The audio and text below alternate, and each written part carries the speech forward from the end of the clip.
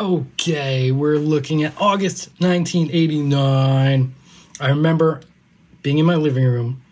This showed up in my mailbox. And I was like, Billy Sheehan, who I loved from David Lee Roth. I already loved Billy Sheehan. And I was like, I've heard of this guy, this Paul Gilbert kid. Never heard of him. I've just seen like pictures of him in magazines and stuff.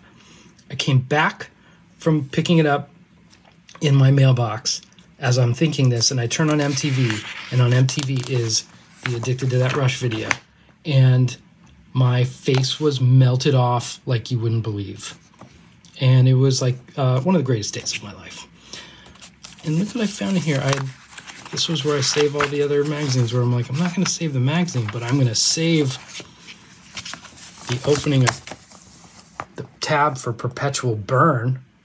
Yes, I am. Jason Becker. Here, I'll give you the next page, too.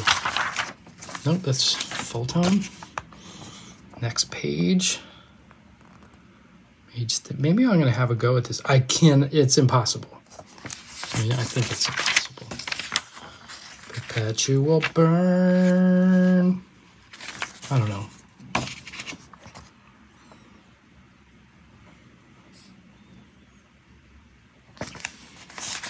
Shoot, man, if you get this far.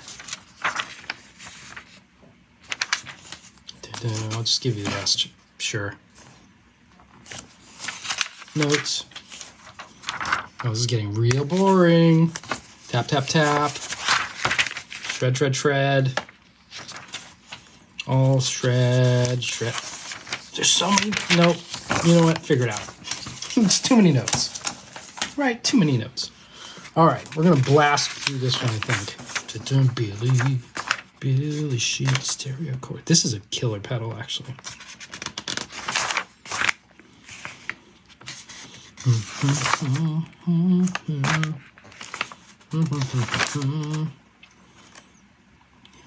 Yeah, Sean.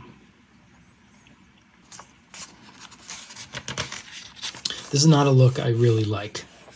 The staples. I don't hate it. I just don't like it. Anything interesting, Neil Sean? Oh, listening to my boys, Night Ranger. Steve Stevens. All right, whatever.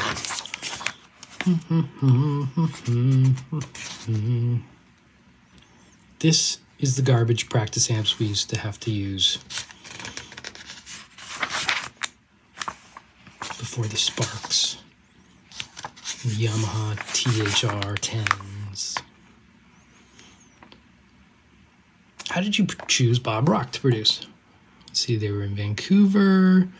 Was really keen on making off-the-wall choice, like a Rick Rubin or something like that. I guess he had done a Kingdom Come album.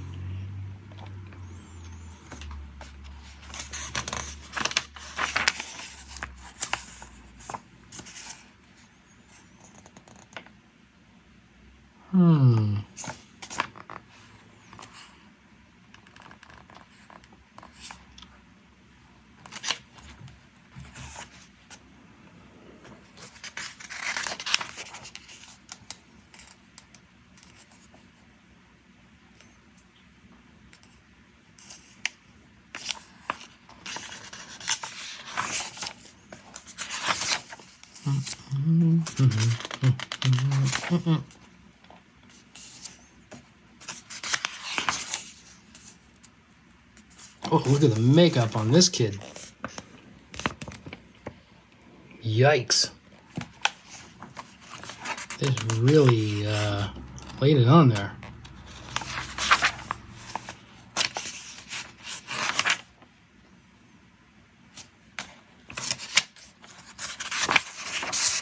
All right. Firewoman.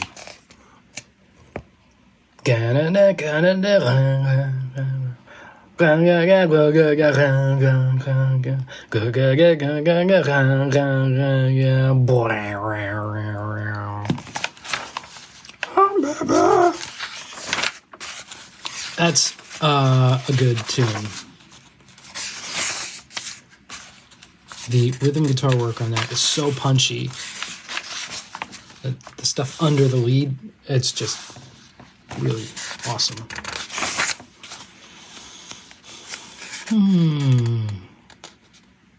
This is a cool little keyboard line I think they transposed for guitars. It's Kansas. Not that anyone is really like going back thinking about, you know what? Kansas is so great. Other than Dust in the Wind, right?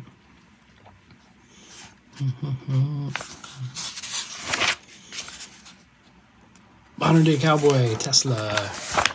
I'm going to sing this for you too. It goes, bump, da-da-da-da,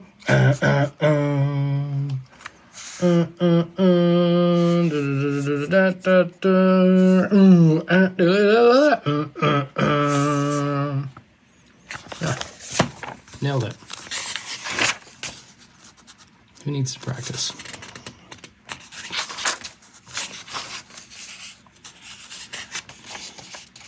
There's a nice solo bit, the way he starts this too. Nice little arpeggiated thing.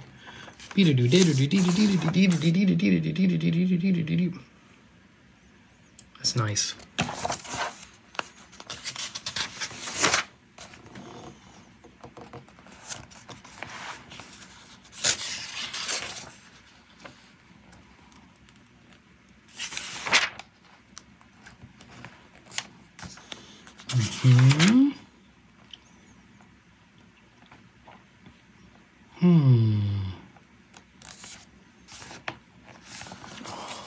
Sweet happiness.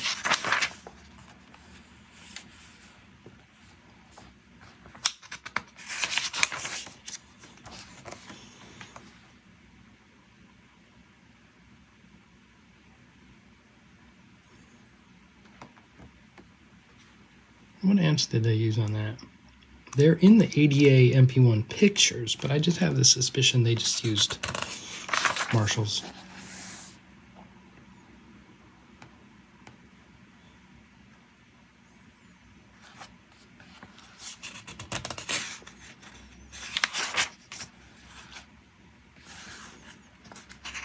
I love Steve Morse, one of my favorites also. Do I say that about a lot of people?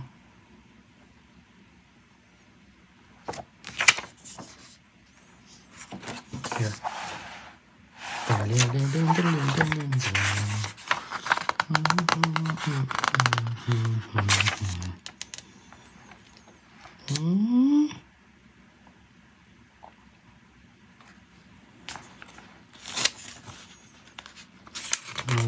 right. Yes. There we go.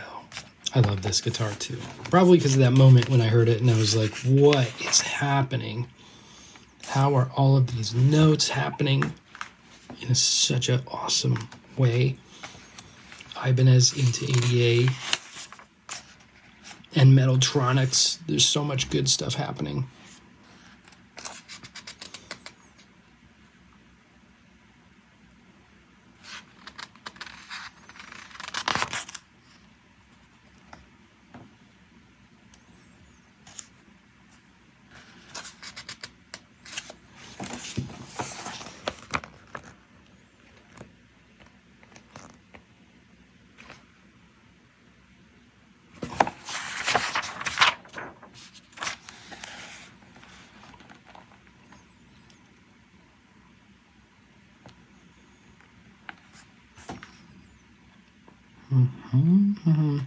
Oh, here you go. I had all sorts of amps in the studio. I wanted a lot of variety to be able to cheese around a bit.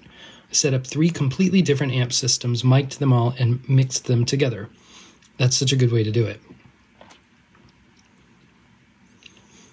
We don't usually have that luxury, but the few times I've been able to do that, it's awesome. The 2 main systems were the Metaltronics head and the ADA system. The ADA I had running into the input of an old Ampeg V4 head, which is the same rig I used on the last Racer X records. I also had an angle amplifier that I used a little. The meat and potatoes of the color was the Metaltronics and the ADA, which is what I'll take on the road. It was great in the studio it was great to go in the studio and AB everything. I could really tell what sounded good. It also works live. I used cabinets that Lee Jackson designed for me. They've got EVs and Celestians. I have a Lee Jackson head running in stereo with one cabinet, and the ADA will run through the other cabinet. I have all sorts of effects from the ADA because it's a preamp and power amp. Elisa's Quadriverb.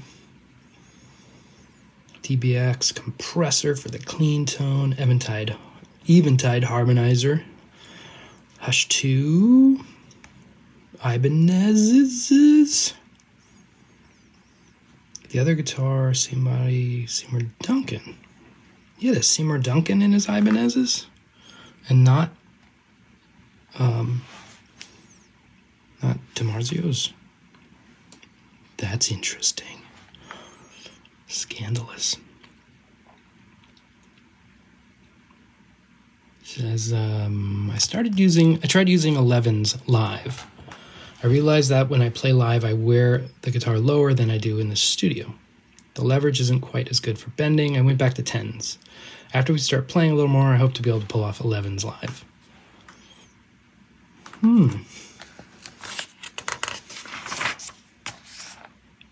Addicted to that rush.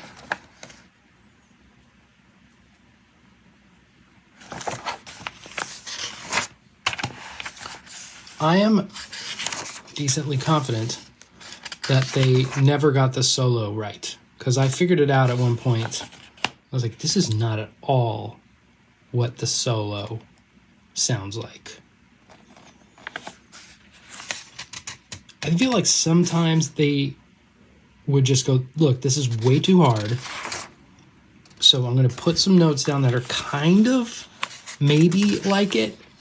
No one's going to be able to play it anyway, so they'll just think like, oh, well, I'm not good enough to play it. That's the problem. Not that you did a crappy job tabbing it or transcribing it, you know.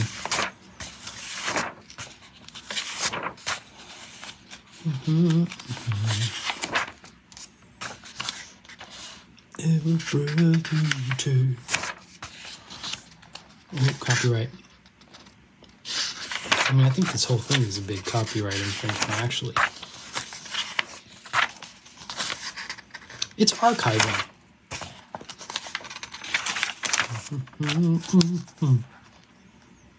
I gotta stop singing Sting songs, though. Here we go, Andy Summers.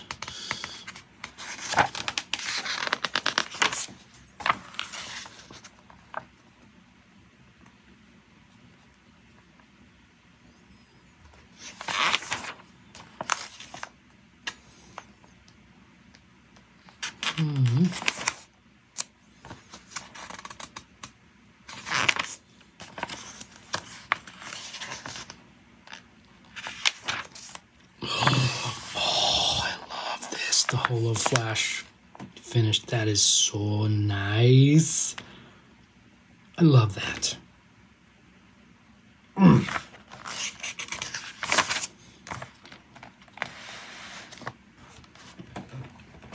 Gary Moore. Warrant.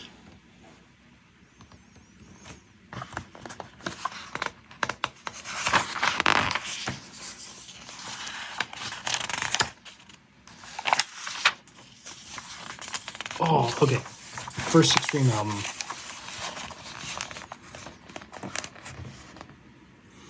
What did they say? Anything terrible? Van Halen style Aerosmith. Nuno Betancourt is permanently cranked to the explode mode.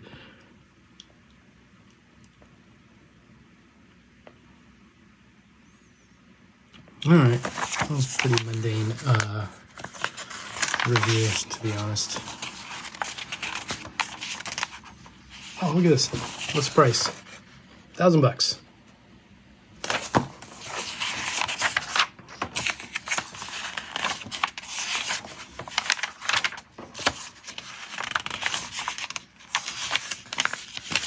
All right, I think we're almost there.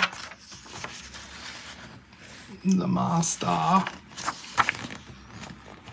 You see, this is a drawing because he probably never ever even picked up one of these guitars. What? Oh, yeah, there we go. Nice. Nice. See you.